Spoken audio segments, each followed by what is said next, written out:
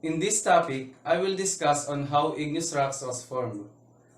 Igneous rocks form when magma or molten rock cools and crystallizes either at volcanoes on the surface of the earth or while the melted rock is still inside the crust.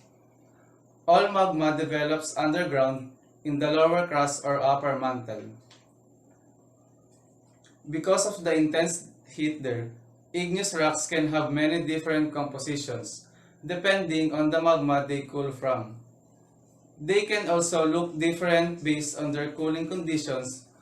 For example, two rocks from identical magma can become either rhyolite or granite, depending on whether they cool quickly or slowly. There are, there are two main categories of igneous rocks, the extrusive and intrusive. Extrusive rocks are formed on the surface of the earth from lava, which is magma that has emerged from the underground. Extrusive igneous rocks also can be formed of ash. The second one is intrusive rocks. It is formed from magma that cools and solidifies within the crust of the planet. When lava comes out of a volcano and solidifies into extrusive igneous rocks, also called volcanic, the rock cools very quickly.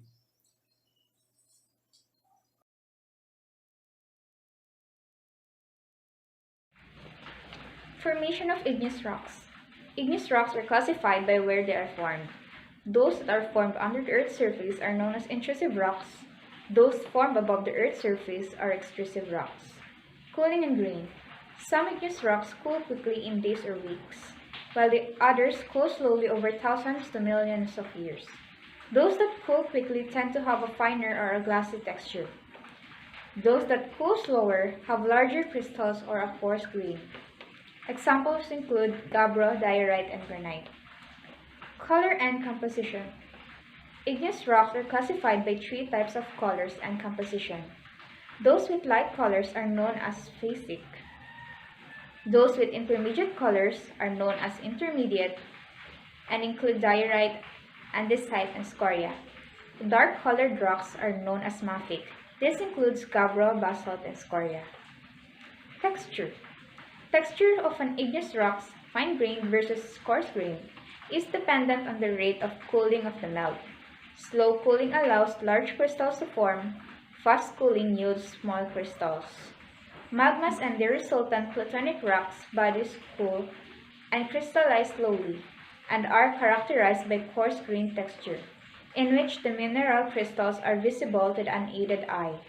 On the other hand, lavas cool quickly at the Earth's surface and are characterized by fine-grained texture, in which the crystals are too small to be seen by the unaided eye. In this topic, I will discuss distribution of igneous rock on Earth's surface. Most of igneous activity on Earth restricted to a narrow zone that is related intimately with motions of lithospheric plates. Indeed, the composition of magma, the types of volcanism, and the characteristic of intrusions are governed to a large extent by plate tectonics.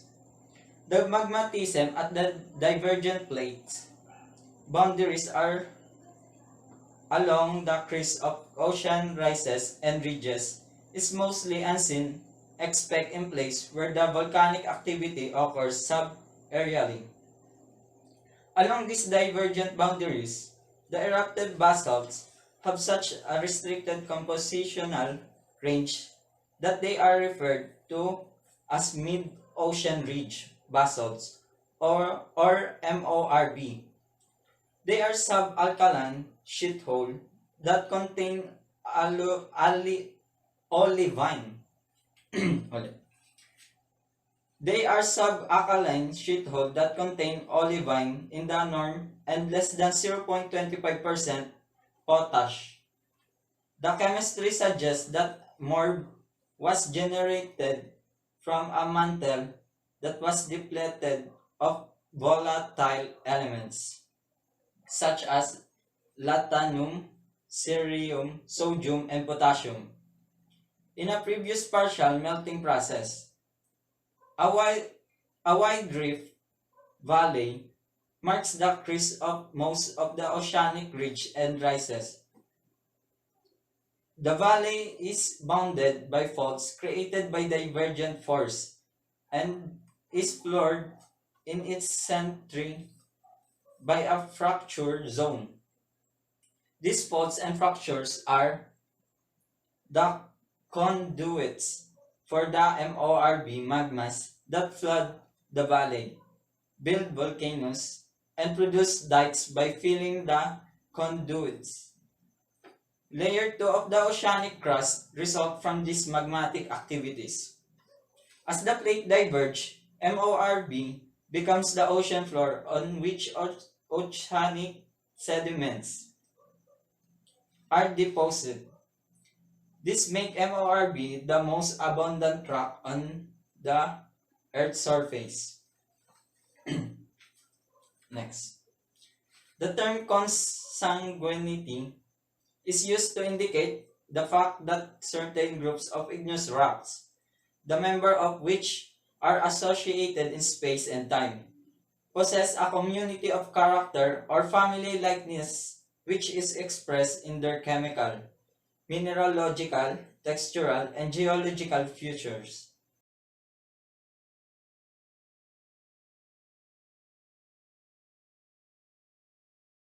Number 1 is cyanide rocks.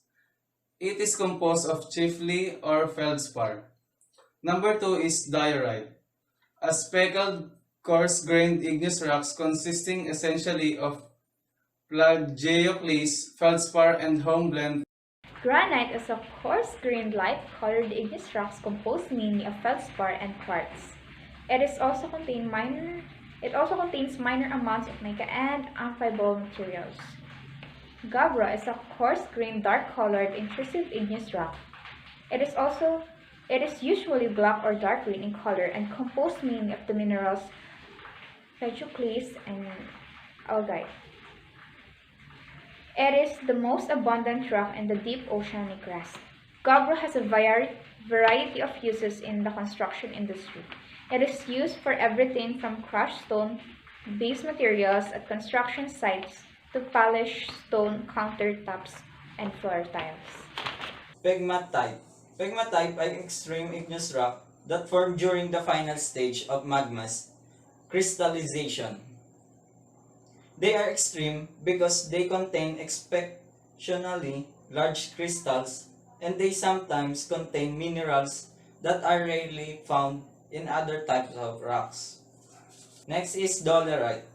Dolerite is the name given to the medium-grained, intrusive, basic igneous rock commonly found in dikes and seals.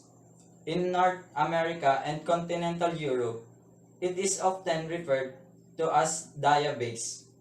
Next is basalt. Basalt is a dark-colored, fine-grained igneous rock composed mainly of plagioclase and pyroxene minerals. It most commonly forms as extrusive rock, such as a lava flow, but can also form in a small intrusive bodies, such as an igneous dike or a thin seal. It has a composition similar to gabbro. The difference between basalt and gabbro is that basalt is a fine-grained rock, while gabbro is a coarse-grained rock.